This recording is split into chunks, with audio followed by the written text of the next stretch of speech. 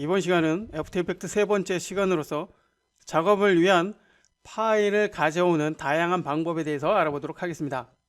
우리가 애프터 이펙트에서 작업을 하기 위해서는 다양한 미디어 파일을 불러와야 되는데요.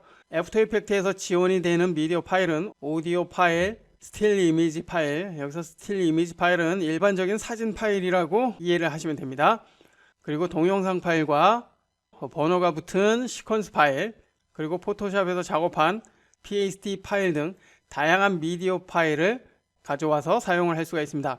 물론 이와 같은 미디어 파일을 불러오는 메뉴는 동일하지만 불러올 때 설정하는 방법은 다르기 때문에 이번 시간엔 각 파일 특성에 맞게 적절한 설정을 해줘야 합니다. 그렇다면 애프터 이펙트에서 사용할 수 있는 미디어 파일을 불러오는 다양한 방법에 대해서 하나하나 살펴보도록 하겠습니다. 파일을 불러오는 방법은 파일 메뉴에 가져오기 파일 메뉴를 사용할 수 있다고 했었죠. 그리고 아래쪽에 여러 파일이 있는데요. 여러 파일을 한꺼번에 불러올 때 사용을 하는 그러한 메뉴라고 보시면 됩니다. 그 밖에 가져오기 메뉴에서는 여러 개의 메뉴가 있는데요. 그 중에서 어도비 프리미어 프로 프로젝트 가져오기 메뉴가 있습니다. 자, 이것은 메뉴 이름 그대로 프리미어 프로에서 작업을 한 프리미어 프로의 프로젝트 파일을 애프터 이펙트에서 불러와서 그대로 사용할 수 있다는 것이죠. 만약 프리미어 프로를 사용하는 분이라면 프리미어 프로에서 작업된 프로젝트 파일을 불러와서 작업에 사용을 해 보시기 바라고요. 그리고 미디어 파일을 불러오는 또 다른 방법으로는 프로젝트 패널에 이 빈 곳을 더블 클릭해서 불러올 수 있다는 거 이전 시간에 살펴본 적이 있었죠. 역시 이번에도 프로젝트 빈 곳을 더블 클릭해서 불러오도록 하겠습니다. 더블 클릭. 자, 그러면 이와 같이 파일 가져오기 창이 뜨는 것을 알 수가 있죠. 애프터 이펙트 학습 자료를 보면 여러 개의 폴더가 있습니다. 자, 오디오 폴더로 가보면 학습에 사용되는 오디오 파일들이 있는데요. 자, 오디오 파일은 동영상 파일처럼 파일 자체에 고유 길이가 있죠. 그 길이 그대로 가져와서 사용할 수 있습니다. 가령 하트라는 mp3가 있는데요. 선택을 해서 가져오기 버튼을 선택을 해보면 지금처럼 프로젝트 패널에 적용이 된 것을 알 수가 있고요. 지금 가져온 오디오 클립을 클릭 드래그해서 타임라인에 적용을 해보면, 참고로 현재 컴포지션은 앞선 강좌에서 만들어 놓았던 컴포지션이라는 거 참고하시기 바랍니다. 자, 이렇게 갖다 놓으면 타임라인에 적용이 된 것을 알 수가 있고요. 적용된 길이를 보면 6초에 해당이 되는 것을 알 수가 있습니다.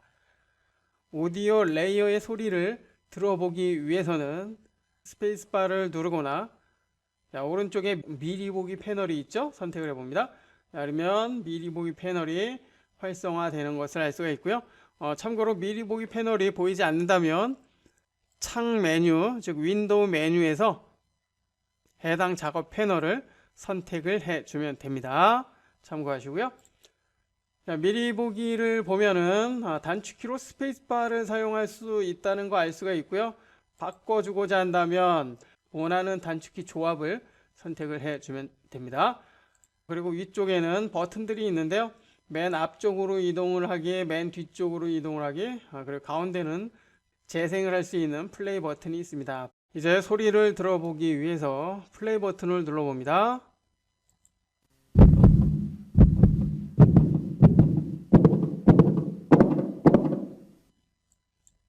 해당 오디오 레이어의 소리가 들리는 것을 알 수가 있습니다.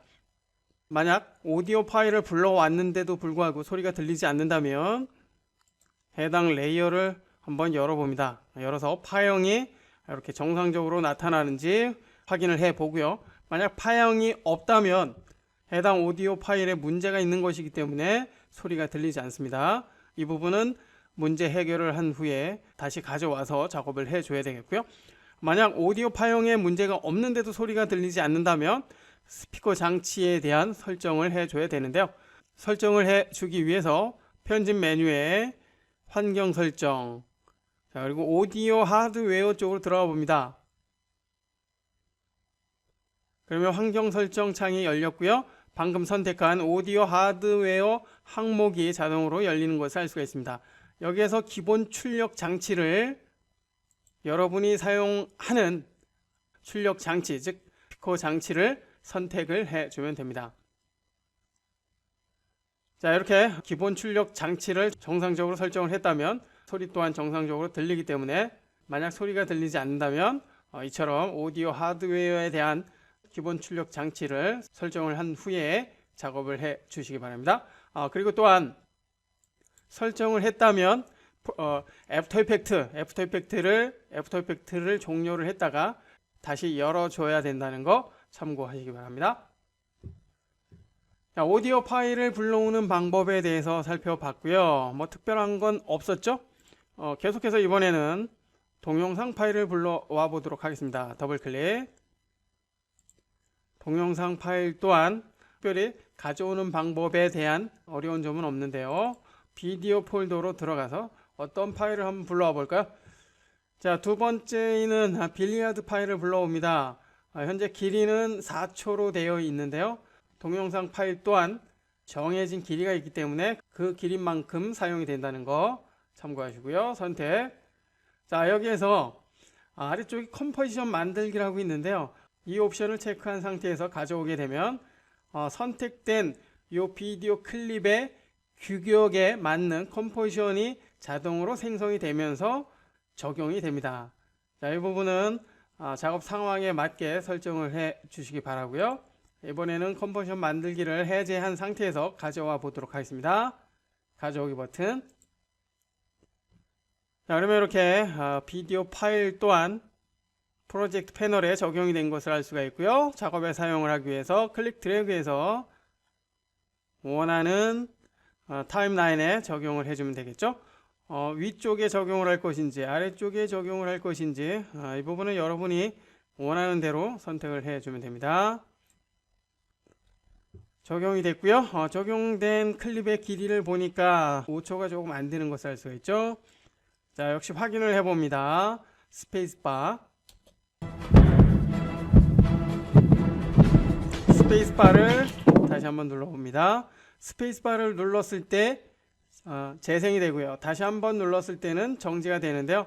재생이 된 마지막 지점에서 정지가 됩니다. 만약 스페이스바를 눌러서 정지를 했을 때 최초로 시작이 되는 그 지점으로 다시 이동을 하고자 한다면 미리 보기 패널에 미리 보기 시간으로 이동 이 옵션을 해제를 하게 되면은 최초로 시작이 됐던 그 지점으로 다시 이동을 합니다. 다시 한번 해보죠. 스페이스바. 스페이스바를 눌러옵니다. 자, 그러면 최초로 시작이 됐던 그 지점으로 타임 마커가 이동이 돼서 정지되는 것을 알 수가 있죠. 비디오 파일을 불러오는 방법에 대해서 살펴봤고요. 계속해서 이번에는 스틸 이미지 파일을 불러오는 방법 살펴보도록 하겠습니다. 자, 역시 더블 클릭. 이미지 폴더로 한번 가볼까요? 이미지 폴더. 자, 역시 다양한 이미지 파일이 준비되어 있는 것을 알 수가 있는데요. 자, 여기서 하나의 파일을 선택을 해봅니다. 이미지 4번 파일 선택을 해보죠. 선택.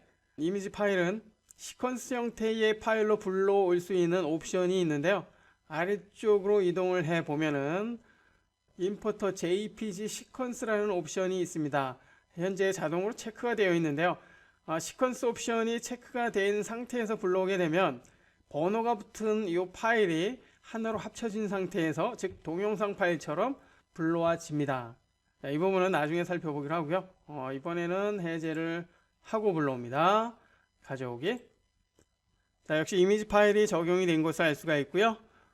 클릭 드래그해서 타임라인 혹은 컴포지션 패널에 직접 적용을 해봅니다. 자, 그러면 적용이 된 것을 알 수가 있고요. 맨 위쪽에 적용이 됐기 때문에 현재 이미지 4번 클립의 모습, 즉 레이어의 모습이 보이는 것을 알 수가 있고요. 확인을 해보면 스틸 이미지이기 때문에 모든 프레임이 하나의 스틸 이미지만 보이는 것을 알 수가 있습니다. 자, 이처럼 스틸 이미지 파일 또한 특별히 불러오는 방법에 차이점이 있는 것은 아니고요. 자, 계속해서 이번에는 번호가 붙은 시퀀스 파일을 불러오는 방법 살펴보도록 하겠습니다. 자, 역시 더블 클릭해서 불러옵니다. 자, 번호가 붙은 파일은 시퀀스 형태로 사용할 수 있는데요. 자, 여기에서는 시퀀스 폴더로 들어가서 직접 불러와 보도록 하겠습니다. 시퀀스 폴더로 들어간 다음에 여러 개의 폴더가 또 있는데요. 자, 여기에서 타임랩스를 한번 선택을 해볼까요? 타임랩스 더블 클릭해서 선셋 0부터 89번까지 번호가 붙은 번호가 있는 이미지 파일인 것을 알 수가 있습니다. 이 번호를 하나하나 살펴보면 태양에 서서히 지는, 즉 일몰이 되는 그러한 장면을 타임랩스로 촬영을 한 것을 알 수가 있는데요. 하나의 파일을 불러왔을 때는 하나의 스틸 이미지로 사용이 되지만 지금의 이 번호를 순차적으로 불러온다면 동영상과 같은 그러한 파일로 사용할 수가 있습니다. 자, 첫 번째 파일 선택을 해준 후에 자, 이번에는 PNG 시퀀스. 자, 아까는 JPG 시퀀스였는데요. 지금은 PNG 시퀀스로 바뀌었죠. 즉 해당 파일이 PNG 형태의 이미지 파일이기 때문입니다. 이제 체크를 한 상태에서 불러와 보죠. 가져오기. 자, 여러분 적용이 된 것을 알 수가 있고요. 같은 스틸 이미지 파일과 다른 아이콘의 모습인 것을 알 수가 있습니다. 자, 이제 클릭 드래그해서 맨 위쪽에 갖다가 적용을 해봅니다. 적용을 하니까 앞서 적용한 이미지 4번과는 다르게 길이가 짧아진 것을 알 수가 있는데요. 즉 지금 가져온 선셋 파일은 0번부터 89번 총 90개의 스틸 이미지 파일이 초당 30개의 프레임 레이트로 사용을 하기 때문에 이렇게 짧아진 것을 알 수가 있죠. 이제 확인을 해보면 어떻습니까? 동영상 파일처럼 재생이 되는 것을 알 수가 있습니다. 자, 이처럼 번호가 붙은 파일은 시퀀스 형태로 불러왔을 때 동영상처럼 사용할 수 있다는 거 알 수가 있었습니다. 여기서 중요한 것은 초당 사용이 되는 프레임 개수를 어떻게 할 것인지에 대한 것입니다. 자, 설정을 하는 시퀀스 형태의 파일을 불러왔을 때 초당 사용이 되는 프레임 개수를 설정하는 방법이 있는데요. 그 방법에 대해서 살펴보기 위해서 적용된 선셋 시퀀스 파일에서 오른쪽 마우스 버튼, 자, 그러면 이렇게 메뉴가 나타나는데요. 자, 여기에서 푸티지 해석의 기본을 선택을 해 봅니다. 그러면 이와 같이 푸티지 해석 창이 나타나는 것을 알 수가 있는데요. 자, 기본 옵션 항목을 보면 알파에 대한 설정을 할 수 있는 옵션들이 있고요. 그리고 두 번째, 지금 살펴보고자 하는 프레임 속도에 대한 옵션이 있는 것을 알 수가 있습니다. 현재 30프레임으로 사용이 되죠. 초당 30개의 프레임을 사용한다는 것입니다. 자, 그렇기 때문에 30개의 시퀀스를 사용을 했기 때문에 총 3초에 해당이 되는 길이만큼 사용이 되는 것이죠. 자, 만약 여기에서 15에 해당이 되는 프레임 개수를 사용을 하게 된다면 지금의 이 클립은 초당 15프레임만 사용이 되기 때문에 3초에서 6초의 길이로 늘어날 것입니다. 늘어난 만큼 속도도 느려지게 되겠죠. 확인해 보죠. 확인. 자, 그러면 늘어난 것을 알 수가 있고요. 오른쪽에 회색 부분의 영역은 앞서 3초까지 사용이 됐던 클립이기 때문에 실제 표현이 되는 길이는 3초이지만 사용이 되는 길이는 6초라는 것을 의미합니다. 즉 나머지 3초는 현재 화면에 나타나지는 않는다는 것이죠.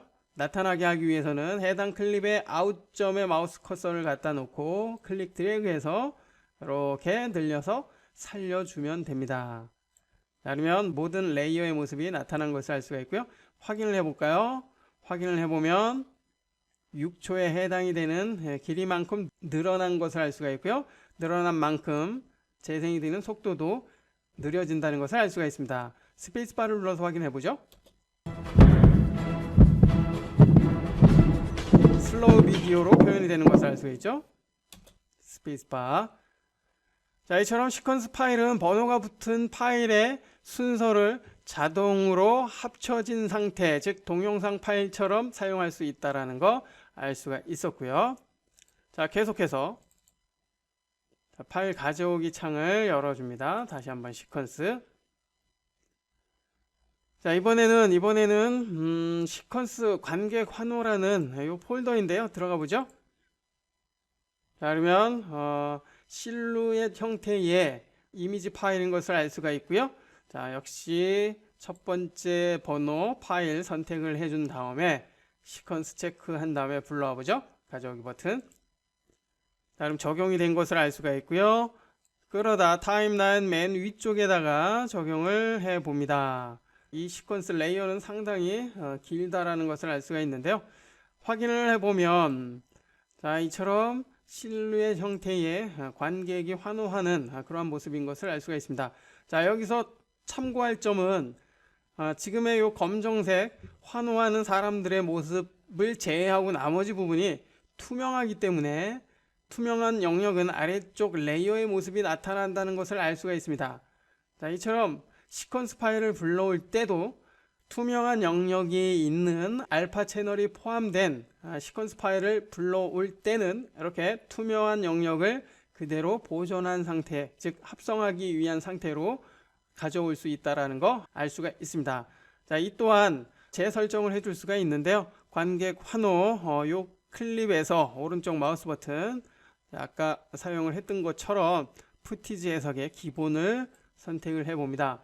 자, 그러면 설정창이 나타났고요. 자, 여기에서 알파에 대한 설정입니다. 알파를 무시를 하게 되면 자, 이렇게 알파 채널, 즉 투명한 영역이 있는데도 이렇게 막혀진 상태로 사용이 됩니다. 자, 그리고 알파 채널 속성을 이렇게 원하는 속성으로 설정을 해줄 수 있고요. 이 속성에 따라서 바뀌는 것을 알 수가 있죠. 알파 채널을 어떠한 속성으로 만들었느냐에 따라서 지금의 이 속성도 달라집니다. 참고하시고요. 추정 버튼을 사용하면 가장 알맞은 알파 채널 형태로 자동으로 설정을 해줍니다. 참고하시고요. 알파 채널의 영역을 반전시키고자 한다면 알파 반전 옵션을 체크를 해주면 되겠고요. 자, 이처럼 알파 채널, 즉 투명한 영역이 포함되어 있는 이미지 파일을 불러올 때는 알파 항목을 통해서 원하는 형태로 설정을 해주면 된다는 거 알 수가 있었습니다. 자, 계속해서 가져오기 창을 열어주고요. 자, 시퀀스에 대해서 살펴봤고요. 자, 이번에는 아이콘 폴더로 들어가 볼까요? 아이콘 폴더로 들어가 보니까 이렇게 재미있는 아이콘 파일이 준비되어 있는 것을 알 수가 있습니다. 자, 아이콘 파일 또한 아이콘을 제외한 나머지 부분이 투명한 형태로 사용이 되는 그러한 이미지인데요. 한번 선택을 해서 한 12번 선택을 해볼까요? 선택을 하고 시퀀스 형태의 파일이 아닌 기본 이미지 형태로 불러와 봅니다. 가져오기. 적용이 됐고요. 자, 이제 타임라인 혹은 컴포지션에 적용을 해봅니다. 적용이 됐습니다.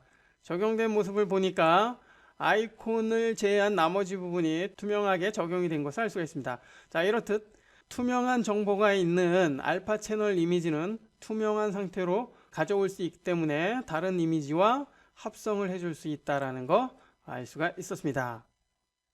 자, 이미지 파일을 불러오는 방법에 대해 살펴보고 있는데요. 이미지 파일 중에서도 투명한 정보가 포함된 알파 채널 이미지를 불러오는 방법에 대해서 살펴봤고요. 계속해서 이번에는 포토샵 파일을 불러오는 방법 살펴보도록 하겠습니다. 자, 역시 가져오기 창을 열어주고요. 이번에는 이미지 폴더로 다시 들어가 봅니다. 이미지 폴더로 들어가 보니까 포토샵 PST라고 이렇게 표시되어 있는 파일들이 있습니다. 자, 아래쪽에 굉장히 많죠? 지금의 PSD 형태의 파일은 포토샵에서 작업한 포토샵 프로젝트 파일인데요. 여기서 중요한 것은 포토샵에서 사용이 된 레이어를 그대로 불러올 수 있다는 거, 그리고 투명한 영역, 즉 알파 채널 영역을 그대로 보존한 상태에서 불러올 수 있다는 것입니다. 그렇다면 하나 불러와 볼까요? 자, 식탁을 한번 불러와 보겠습니다. 식탁 포토샵 파일 선택을 해 주고요. 자, 시퀀스 형태는 아닙니다. 가져오기. 그러면 이와 같은 설정창이 나타나는 것을 알 수가 있는데요.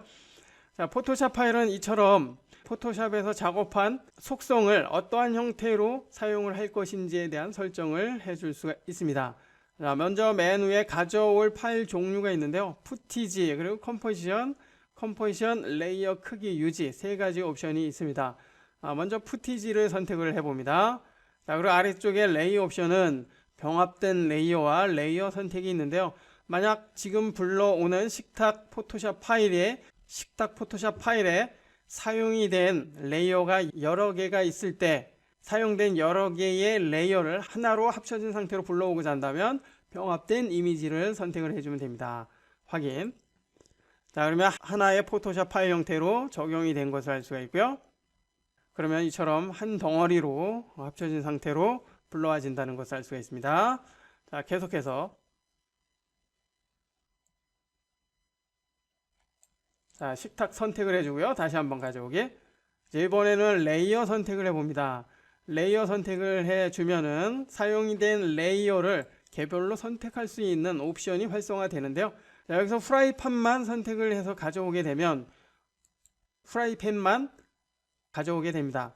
이때 포토샵 작업 규격 전체를 그대로 보존한 상태에서 불러오겠느냐, 아니면 프라이팬 레이어 크기만 불러오겠느냐 선택을 해줄 수가 있는데요.